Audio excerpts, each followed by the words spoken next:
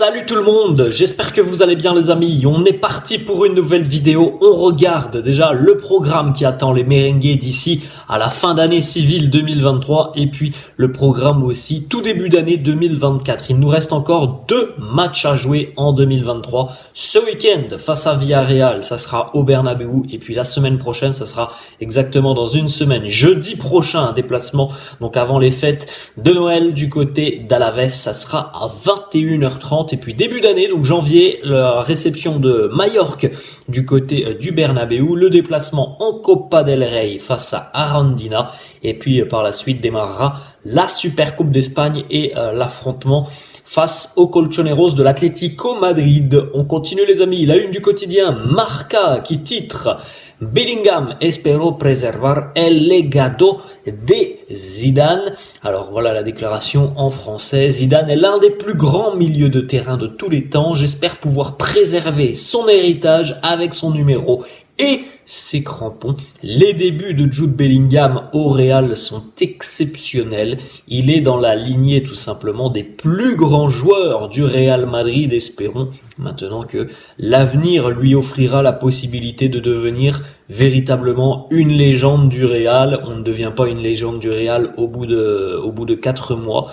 Il a signé au Real pour s'installer dans la durée du côté du club madrilène. Donc on en reparlera peut-être dans quelques années, mais en tout cas, il a vraisemblablement toutes les armes pour devenir une légende du Real. Et pour le moment, on est tous ébahi par les succès de Bellingham depuis son arrivée. Je pense que personne ne s'attendait à ce que Jude soit aussi important.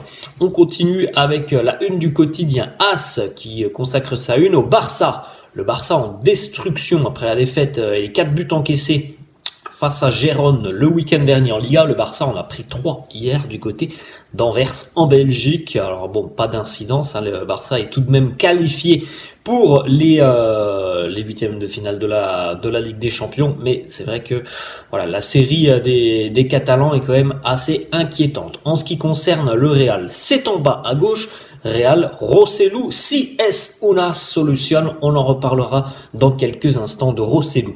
On regarde les amis à l'heure actuelle, donc quasiment à la mi-saison, voilà le classement des joueurs les plus décisifs du côté du Real. Donc évidemment, but plus passe décisive, Bellingham en tête, impliqué sur 21 buts, Rodrigo deuxième, 15 buts, Vini et Rosselló sont à égalité en 3e position, ils sont impliqués sur 10 buts. Ensuite on retrouve Toni Kroos, Brahim Diaz, Dani Carvajal ou encore Fran Garcia. On enchaîne avec une information dont on a parlé un petit peu hier. Le problème des pénaltys cette saison côté merengue. Le dernier pénalty qui a été marqué au Real par un joueur autre que Karim Benzema date d'il y a plus d'1 an. C'était en novembre 2022. C'était Luka Modric face au Rayo Vallecano. Depuis, tous les pénaltys qui ont été tirés par d'autres joueurs hormis Benzema ont été ratés. C'est une stat complètement dingue. Ça fait maintenant 6 pénaltys consécutifs ratés. Asensio, Modric, Vinicius, Rodrigo, Rosselló et de nouveau Modric, tous ont raté leur penalty depuis 1 an maintenant, hormis Karim Benzema qui lui aussi en a raté quelques-uns, mais qui était quand même beaucoup plus à l'aise visiblement dans cet exercice. Une information dont on a parlé un petit peu hier, et c'est Carlo qui a lancé d'ailleurs tout ça en conférence de presse en disant qu'il va falloir trouver une solution, il va falloir peut-être envisager de changer de tireur de pénalty. Le quotidien AS affirme qu'il y a maintenant de très très grandes chances que Jude Bellingham prenne en main aussi cet exercice des pénaltys. Donc il a déjà des statistiques très impressionnantes. Si on lui rajoute en plus de ça les pénaltys, ça va être énorme, je pense pour l'anglais. Donc à voir si les merengues obtiennent un pénalty, pourquoi pas ce week-end. La semaine prochaine, on verra qui sera désigné pour prendre donc les pénaltys. On continue les amis avec ce graphique qui est très impressionnant, qui montre à quel point Bellingham est sur une autre planète depuis son arrivée au Real, qui montre aussi son évolution depuis quelques années, depuis ses débuts tout simplement, depuis ses débuts à Birmingham en Angleterre. Donc voilà le ratio du nombre de buts par 90 minutes jouées pour Jude Bellingham. Il a démarré donc du côté de Birmingham 0,13 buts inscrits pour 90 minutes. Du côté du Borussia Dortmund, la première saison c'était 0,05, la deuxième 0,1. Une petite augmentation donc l'année dernière où il est passé à 0,27, mais regardez surtout cette augmentation hallucinante du côté du Real où il est à 0,9. C'est quasiment un but par match. Il est passé de 0,27 à 0,9. C'est complètement démentiel. Alors, comme on le sait, ce n'est pas un attaquant et on en a déjà parlé. Il est aussi possible que ces statistiques reviennent un petit peu plus dans des seuils normaux et cette statistique, on en reparlera peut-être en fin de saison, mais elle pourrait être amenée à légèrement baisser parce que là, c'est quand même des statistiques dignes d'un vrai numéro 9. Donc, espérons, croisons les doigts que tout ça puisse tenir pour Bellingham tout au long de la saison. Mais en général, quand même, on peut se douter qu'il y aura des périodes, même si on les attend toujours au bout de 5 mois, où il sera moins bien. Et cette statistique devrait baisser un petit peu, mais il y a déjà un rendement qui est exceptionnel du côté du Real. Pour le jeune anglais, on enchaîne avec une autre information financière. On en avait parlé un petit peu hier de cette campagne de phase de groupe qui a généré pas mal de revenus pour le Real. Donc au final, globalité, donc les 6 victoires, la qualification, les matchs joués, la participation. Donc au total, le Real empoche 42 millions d'euros sur cette phase de groupe de Ligue des Champions.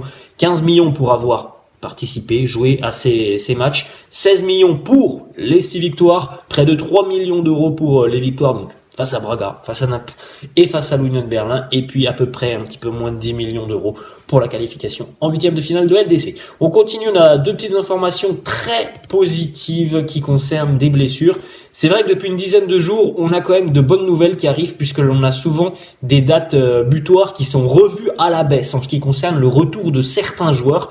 Et notamment, par exemple, Dani Carvajal, d'après plusieurs médias espagnols. Donc, Dani Carvajal devrait revenir plus tôt que prévu.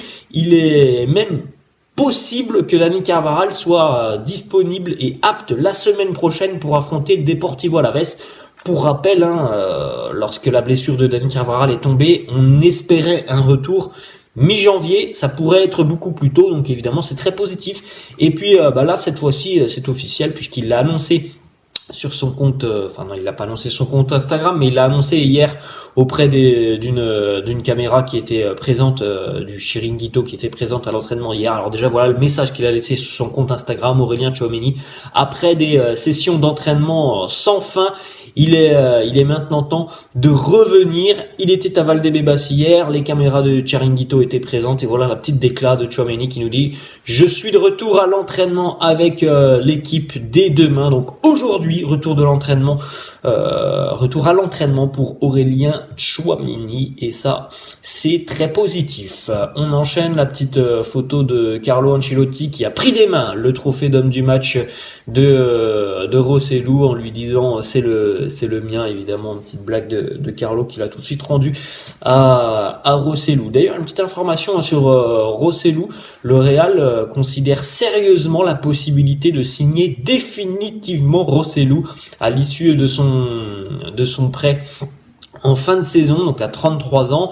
Rossellou est un pur madridista. Alors c'est pas l'attaquant le plus efficace du monde, c'est pas le joueur le plus doué du monde. En tout cas, c'est quelqu'un qui mouille le maillot, c'est quelqu'un qui sait être aussi une menace dans la surface de réparation et c'est quelqu'un qui ne se cache pas, il a parfois du mal, mais en tout cas c'est un gros travailleur. Regardez par exemple une petite stat, Rossellou c'est 8 buts en 4 mois du côté du Real Madrid, quand on pense que le Real s'est gaufré 5 ans de Mariano Diaz avec seulement 7 buts inscrits pour le Dominicain en 5 ans. C'est quand même assez fou. En plus, Mariano Diaz, il en avait absolument rien à cirer d'être sur le banc de touche. Il avait un très joli chèque. Là, on a un joueur Rossellou qui est parfois sur le banc de touche, mais en tout cas qui donne le meilleur de lui-même quand on fait appel à lui et qui a des statistiques somme toute assez honorables du côté du Real. On va terminer les amis, c'est évidemment maintenant ce qui va nous intéresser sur les prochains jours jusqu'à lundi, le tirage au sort des huitièmes de finale de la Ligue des Champions, donc les phases de groupe sont terminées. On connaît donc toutes les équipes qualifiées en huitième de finale, que ce soit par la voie des premiers, mais aussi par la voie des deuxièmes. Et ce qui intéresse le Real, c'est la voie des deuxièmes. Donc voilà les adversaires potentiels du Real en huitième de finale de Ligue des Champions. Donc on enlève Naples, qui était dans le groupe du Real. On retrouve donc Copenhague, le PSV Eindhoven, le RB Leipzig, l'Inter, le Paris Saint-Germain, Porto et la Lazio. Donc évidemment, quand on regarde ça comme ça, on se dit qu'il y a surtout deux adversaires à éviter. L'Inter, finaliste de la Ligue des Champions et qui est vraiment très très costaud, et le Paris Saint-Germain. Après, le reste semble beaucoup plus abordable. Tirage au sort lundi, les statistiques et les probabilités sont déjà sorties. Le Real a à l'heure actuelle 20% de chances d'affronter le RB Leipzig. Alors c'est dû aux compositions des pots, des équipes allemandes qui sont dans le pot 1, et donc forcément que Leipzig ne peut pas affronter, et en plus de ça City est dans le pot 1, et donc ils étaient dans le même groupe, donc ils ne peuvent pas l'affronter. Voilà pourquoi le Real a plus de chances d'affronter Leipzig. Mais voilà, le tirage au sort aura lieu lundi à midi. Voilà les amis, la fin de cette vidéo, j'espère que ça vous a plu. N'hésitez pas à me laisser en commentaire d'ailleurs quel est votre adversaire favori en huitième de finale de LDC, si vous avez envie, une préférence de retrouver un tel ou un tel en huitième. Je vous laisse les amis et je vous souhaite une bonne journée. Ciao.